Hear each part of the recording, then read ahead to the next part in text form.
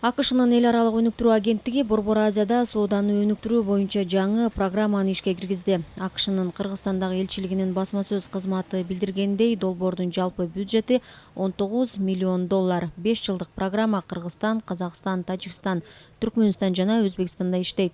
Программанын максаты Борбор Азияда экономикалык мүмкүнчүлүктөрдү кеңейтүү.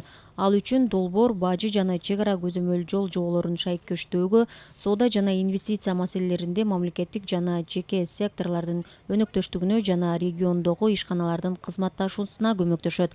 Кыргызстанда Борбор Азиядагы соода боюнча программа Экономика жана коммерция министрлиги, Транспорт жана коммуникациялар министрлиги, Экономика жана финансы министрлигине караштуу мамлекеттик бажы кызматы жана соода өнөр жай палатасы менен кызматташтыкта жүзөгө ашырылат. Программанын алкагында экспортко маанилүү болгон сертификатташтыруу, каржылоо жана жүк ташуу сыяктуу кызматтарды кеңейтүүгө байланыштуу маселелер чечилет.